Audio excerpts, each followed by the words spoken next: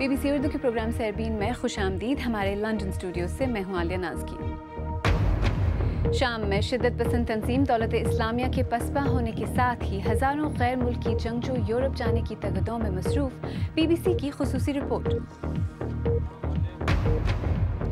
نواز شریف کی سزا کے خلاف اپیل کی سماعت 2 روز کے لیے ملتوی. دیکھیے گا کہ پمس ہسپتال میں جہاں وہ رکھے گئے ہیں وہاں کے کیا حالات ہیں. اور ملیے گا اس پہلے خاندان سے جو ایک 3D پرنٹڈ گھر میں رہتا ہے. یہ گھر روایتی گھروں کے مقابلے میں 20% کم قیمت اور چند دنوں میں تعمیر ہو جاتے ہیں.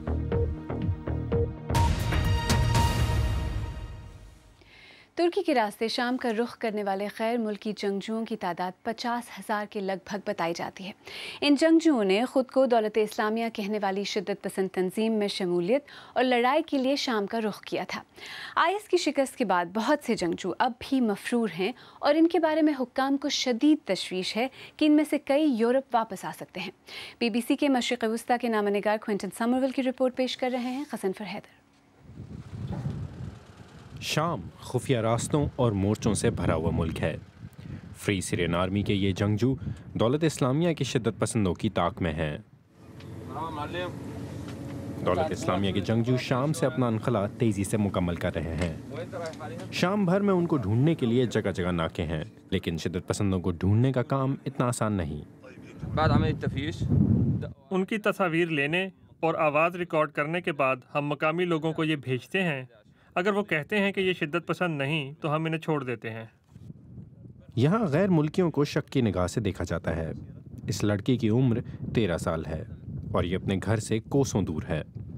وہ بتا رہے ہیں کہ وہ سعودی عرب سے ہیں. ان کی ٹانگیں کانپ رہی ہیں. وہ کہہ رہے ہیں کہ وہ دولت اسلامیہ میں نہیں تھے، لیکن انہیں تفتیش کے لیے لے جایا جا رہا ہے. یہ جگہ دیکھنے میں اتنی اہمیت کے حامل نہیں لگتی، لیکن یہ چیک پوائنٹ یورپ جانے والے دولت اسلامیہ کے شدت پسندوں کو روکنے کے لیے آخری دفاعی حد ہے. گزشتہ 4 ماہ میں یہاں پر 1000 شدت پسندوں کو یورپ جانے سے روکا گیا ہے. ان میں سے کچھ جونیئر اہلکار تھے اور کچھ بڑے کمانڈر. بہت سے اب بھی مفرور ہیں.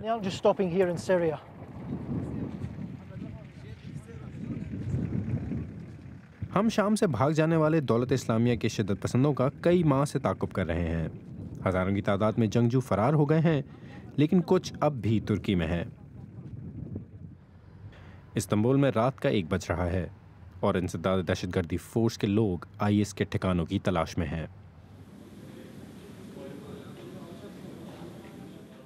یہ علاقہ شامی اور دیگر غیر ملکیوں سے بھرا ہوا ہے.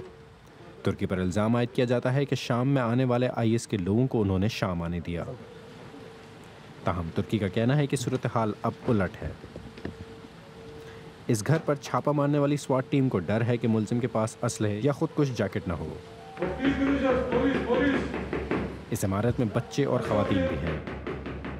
پولیس دروازہ توڑنے کے لیے تیار ہے، تاہم تھوڑی مزاحمت کے بعد انہیں اندر آنے دیا گیا. ترکی میں 50,000 غیر ملکی جنگجو ہیں جو شام گئے تھے. پولیس اس گھر کی تلاشی لے رہی ہے. وہ ایسے ممکنہ ثبوت کی تلاش میں ہے جس سے ان لوگوں کی شدت پسندوں کے ساتھ تعلقات کا پتہ چل سکے، لیکن اس کا فائدہ نہیں. ان لوگوں کو ہر حال میں ڈپورٹ کیا جائے گا. یہ اس گھر میں واپس نہیں آئیں گے. پولیس نے دولت اسلامیہ کے ایک ازبک جنگجو کو گرفتار کیا ہے. استنبول میں آج رات تقریباً 12 مختلف جگہوں پر چھاپے مارے گئے.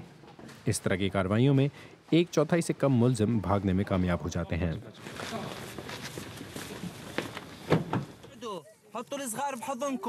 یہ لوگ عام شہری ہیں اور جنگ سے بھاگ نکلنے کے بعد ان کا طویل سفر اب اختتام کو پہنچ رہا ہے. لیکن یہ راستہ دولت اسلامیہ کے استعمال میں بھی ہے. ترکی کے ایجن ساحل پر سورج طلوع ہونے جا رہا ہے. یہ جگہ لیسبوس سے صرف آدھے گھنٹے کی مسافت پر ہے. آج یہاں کوئی جنگجو نہیں ہے، لیکن یہاں پر انسانوں کی اسمگلنگ کرنے والوں کا کہنا ہے کہ دولت اسلامیہ یہ راستہ باقاعدگی سے استعمال کرتی ہے. گزشتہ 4 ماہ میں ترکی سے فرار ہونے والے دولت اسلامیہ کے جنگجوؤں کی تعداد میں اضافہ دیکھا گیا ہے. سننے میں آیا ہے کہ کچھ لوگ جرمنی پہنچ بھی گئے ہیں. گزشتہ ماہ منظر عام پر آنے والی اس ویڈیو میں ترکی آنے والے چیچن اور شامی جنگجو دیکھے گئے ہیں. برطانیہ اور دیگر ممالک اس جنگ میں حصہ لینے والے اپنے شہریوں کی واپسی نہیں چاہتے۔ شام کی تباہی رکنے کا نام نہیں لے رہی۔ ایسے میں یہ جنگجو اب یورپ جانے کے لیے پرعزم ہیں۔ کوئنٹن سمرول کی رپورٹ۔ اور اب کچھ دیگر اہم خبریں۔ بس ایک ہی ہفتے پہلے ایک ٹویٹ میں ایران کو تہس نہس کرنے کی دھمکیاں دینے کے بعد اب امریکی صدر ڈونلڈ ٹرمپ کہہ رہے ہیں کہ وہ بغیر کسی شرط کے ایرانی صدر سے ملنے کے لیے تیار ہیں۔ امریکہ نے حال ہی میں ایران کے ساتھ جوہری معاہدہ ترک کرنے کا اعلان کیا تھا، جس کے نتیجے میں امریکہ کے اتحادی بھی ناراض ہوئے۔ تفصیل کے ساتھ خالد کرامت۔ بس ایک ہی ہفتے میں امریکہ کی جانب سے ایران پر پابندیاں عائد کی جانی ہیں، اور اس تناظر میں ایک پریس کانفرنس میں صدر ٹرمپ سے پوچھا گیا کہ کیا وہ ایرانی صدر روحانی سے ملنے کے لیے تیار ہوں گے اور ایسی ملاقات کے لیے کیا شرائط ہوں گی۔ میں یقیناً ایران سے ملنے کے لیے تیار ہوں اگر وہ چاہیں۔ مجھے نہیں پتا کہ وہ تیار ہیں کہ نہیں، اس وقت تو وہ خود مشکل میں ہے۔ میں نے ایران سے معاہدہ ختم کیا تھا کیونکہ وہ مضحکہ خیز معاہدہ تھا۔ میں سمجھتا ہوں کہ آخر کار ملنا چاہیں گے اور میں کسی بھی وقت ان سے ملنے کے لیے تیار ہوں۔ میں ایسا اس لیے نہیں کر رہا کیونکہ میں کمزور ہوں یا طاقتور، یہ میں اس لیے کر رہا ہوں کیونکہ یہی مناسب ہے۔ مگر صرف 9 دن پہلے صدر ٹرمپ نے ایران کے لیے دھمکی آمیز زبان استعمال کی۔ انہوں نے ایک ٹویٹ میں صدر روحانی کو مخاطب کرتے ہوئے کہا کہ امریکہ کو کبھی دوبارہ مت دھمکانا، ورنہ وہ نتائج بھگتنا پڑیں گے جن کا سامنا تاریخ میں چند ہی کو ہوا ہے۔ مگر ان کا یہ رویہ پہلے بھی دیکھنے میں آیا ہے۔ پہلے وہ دشمن سمجھے جانے والے غیر ملکی رہنماؤں کے خلاف سخت زبان استعمال کرتے ہیں اور پھر ان کے ساتھ مل بیٹھ کر بات کرتے ہیں۔ انہوں نے جوہری ہتھیاروں کے بارے میں کم جونگ ان کو دھمکی دی تھی کہ شمالی کوریا کو امریکی غیظ و غضب کا سامنا ہوگا، مگر پھر ان کی کم جونگ ان سے ملاقات ہوئی اور وہ اچھے دوست بن گئے۔ صدر روحانی کو ملاقات کی دعوت بھی ایسے ہی ایک غیر ملکی رہنما سے بہتر تعلقات کی کوشش ہے۔ امریکی اسٹیٹ ڈپارٹمنٹ ایران پر عالمی سطح پر ہونے والی دہشت گردی کی معاونت کرنے کا الزام لگاتا ہے۔ اگر دونوں رہنماؤں کے درمیان ملاقات ہوتی ہے تو وہ گزری 4 دہائیوں میں پہلا ایسا موقع ہوگا۔ امریکی انٹیلیجنس اہلکاروں کے مطابق شمالی کوریا بظاہر نئے میزائل بنا رہا ہے۔ سیٹلائٹ سے لی گئی تصاویر کے مطابق شمالی کوریا کی ایک فیکٹری میں 2 نئی عمارتیں نظر آئی ہیں جہاں ماضی میں بین البراعظمی میزائل بنائے جاتے تھے۔ صدر ٹرمپ نے 7 ہفتے قبل ہی کم جونگ ان سے ملاقات کی تھی۔ چین میں دواؤں کی نگرانی کرنے والے سرکاری ادارے کے مطابق ملک میں بچوں کے لیے ویکسین بنانے والی ایک کمپنی کی جانب سے غیر معیاری ویکسین کی تیاری حادثاتی طور پر ہوئی۔ Wuhan institute of biological products میں خراب آلات کی وجہ سے 4 لاکھ سے زیادہ ویکسین میں شامل اجزاء غلط مقدار میں شامل ہوئے۔ زمبابوے میں حزب اختلاف کے رہنما نیلسن چمیسا کا کہنا ہے کہ ان کی پارٹی ملک میں ہونے والے عام انتخابات جیت رہی ہے، جبکہ پچھلی 4 دہائیوں سے برسر اقتدار رہنے والی جماعت زانو پی ایف کا اصرار ہے کہ وہ ہی کامیابی سے ہمکنار ہوگی۔ نتائج سنیچر کو متوقع ہیں۔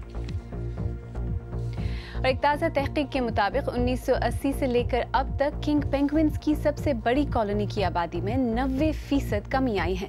محققین کے مطابق اس کمی کی کوئی واضح وجہ سامنے نہیں آئی ہے۔ پینگوئنز کی دوسری سب سے بڑی قسم کنگ پینگوئن افزائش نسل کے لیے انٹارکٹیکا کے شمال میں واقع جزیروں پر رہتی ہے۔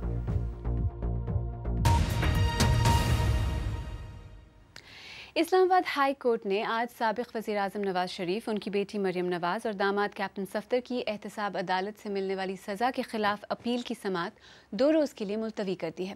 نواز شریف بدستور اسلام آباد کے پمس ہسپتال میں زیر علاج ہیں، تاہم ان کی حالت بہتر بتائی جا رہی ہے۔ ہسپتال سے نامہ نگار شہزاد ملک۔ یہ کسی کچہری کا منظر نہیں بلکہ اسلام آباد کے سب سے بڑے ہسپتال Pakistan institute of medical sciences یا پمز ہے۔ یہاں پر میاں نواز شریف زیر علاج ہیں۔ ان کی حفاظت کے لیے اسلام آباد پولیس اور رینجرز کے 500 سے زیادہ اہلکار دن رات 2 دن سے ڈیوٹیاں دے رہے ہیں۔ اسلام آباد کے چیف کمشنر نے میاں نواز شریف کے کمرے کو سب جیل قرار دیا ہوا ہے۔ پاکستان مسلم لیگ نواز کے رہنما اور کارکن اپنے قائد سے ملنے کے خواہاں ہیں، لیکن متعلقہ حکام انہیں ملنے کی اجازت نہیں دے رہے۔ ڈاکٹروں کی ابتدائی رپورٹ کے مطابق میاں نواز شریف کی حالت تو تسلی بخش ہے، لیکن ابھی انہیں اڈیالہ جیل منتقل کرنے کا فیصلہ نہیں ہوا۔ دوسری طرف اسلام آباد ہائی کورٹ کے جج جسٹس میاں گل حسن اورنگزیب کو رخصت پر ہونے کے باوجود واپس بلایا گیا اور انہیں اس بینچ میں شامل کیا گیا جو سابق وزیر اعظم میاں نواز شریف، ان کی بیٹی مریم نواز اور داماد کیپٹن ریٹائرڈ محمد صفدر کو احتساب عدالت سے ملنے والی سزا کے خلاف درخواست کی سماعت کر رہا ہے۔ شہزاد ملک، BBC نیوز، اسلام آباد۔ BBC اردو کے پروگرام سیربین میں آگے چل کر دیکھیے گا، انڈیا میں 40 لاکھ افراد کی شہریت پر اٹھے سوالوں کی گونج ملک کی پارلیمان میں سنائی دی، اور دیکھیے گا کہ کس طرح مستقبل کے گھر مہینوں میں تعمیر نہیں بلکہ چند روز میں پرنٹ کر لیے جائیں گے۔ BBC اردو کے پروگرام سیربین میں ایک بار پھر خوش آمدید، میں ہوں عالیہ نازکی۔ انڈیا کی سپریم کورٹ نے کہا ہے کہ شمال مشرقی ریاست آسام میں شہریوں کی فہرست سے جن 40 لاکھ لوگوں کے نام نکالے گئے ہیں ان کے خلاف فی الحال کوئی کارروائی نہیں کی جانی چاہیے، کیونکہ یہ حتمی فہرست نہیں ہے۔ ان لوگوں پر الزام ہے کہ وہ بنگلہ دیش سے آ کر آسام میں غیر قانونی طور پر آباد ہو گئے تھے۔ اس تنازع کی بازگشت آج ملک کی پارلیمان میں بھی سنائی دی۔ دلی سے سہیل حلیم۔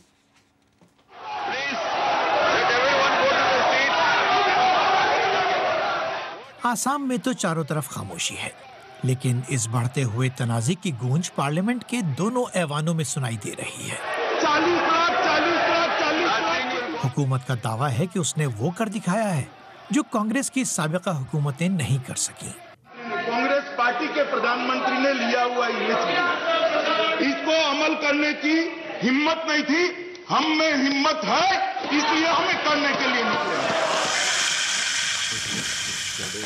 لیکن یہ 40 لاکھ لوگوں کی زندگیوں کا سوال ہے، اور حزب اختلاف کی جماعتیں حکومت سے سیاست نہیں، انسانی ہمدردی کی بنیاد پر کام کرنے کا مطالبہ کر رہی ہیں۔ یہ NRC میں ثابت کرنے کے لیے صرف اس ویکتی پر ہی ذمہ داری نہیں ٹھوکنی چاہیے، تم ثابت کرو، سرکار کو بھی ثابت کرنا چاہیے۔ The onus should not be on person. The onus should lie on the government also. B J P کے ایک سینئر رہنما کا کہنا ہے کہ اب مغربی بنگال کی باری ہے، جہاں ان کے مطابق کروڑوں بنگلہ دیشی غیر قانونی طور پر آباد ہیں۔ مغربی بنگال کی وزیر اعلیٰ ممتا بنرجی کا کہنا ہے کہ وہ ان مصیبت زدہ لوگوں کی مدد کریں گی، لیکن اس سوال کا جواب ابھی کسی کے پاس نہیں ہے کہ جو لوگ اپنی شہریت ثابت نہیں کر پائیں گے ان کے ساتھ کیا ہوگا۔ ان کا کہنا ہے کہ ہم اسی ملک کے شہری ہیں، یہیں ہم نے تعلیم حاصل کی اور یہیں ہماری شادی ہوئی ہے، ہم یہیں کے باشندے ہیں۔ اور یہی لاکھوں دوسرے لوگوں کی کہانی بھی ہے، کیونکہ صرف انہی لوگوں کو ہندوستانی شہری تسلیم کیا جا رہا ہے جو 24 مارچ 1971 سے پہلے یہاں آ کر آباد ہوئے تھے۔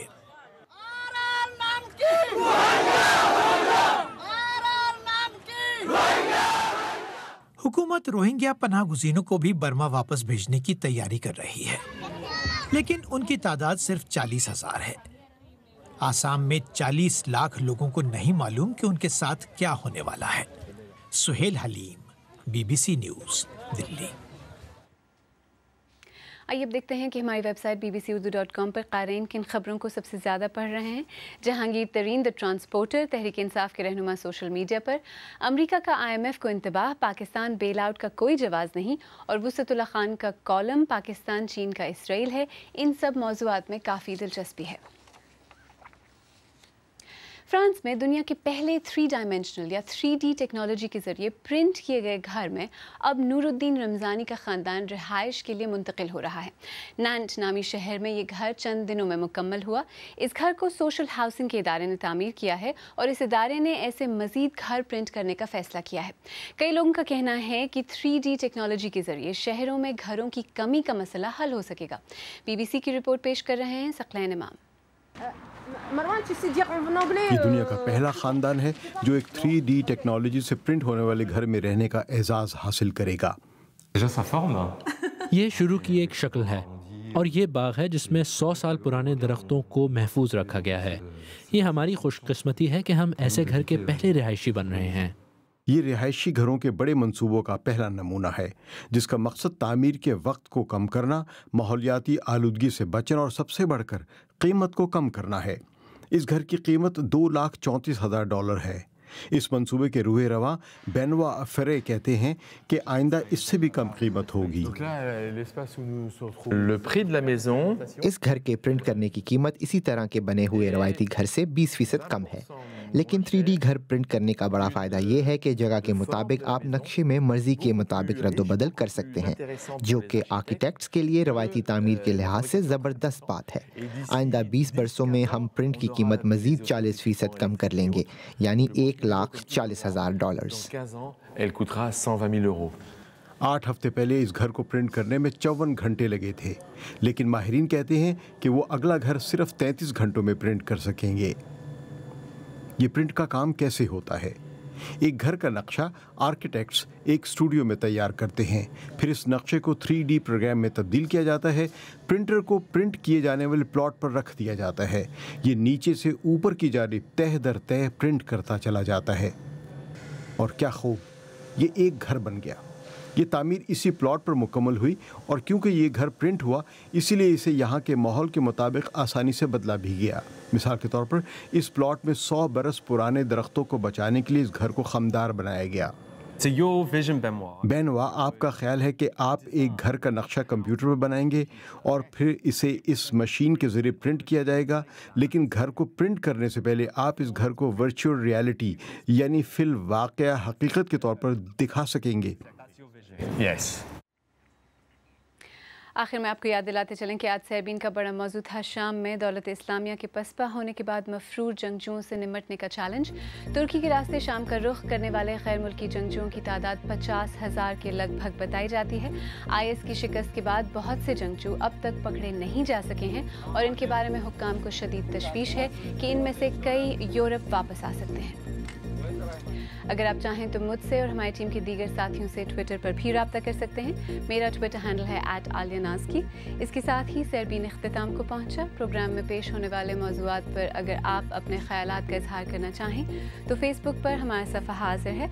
आप हमारे ट्विटर हैंडल @BBC उर्दू के ज़रिए भी हमसे रब्ता कर सकते हैं। कल फिर हाजिर होंगे, तब तक हमारी वेबसाइट bbcurdu.com देखते रहिए। आलिया नाज़की को अब इजाज़त दीजिए।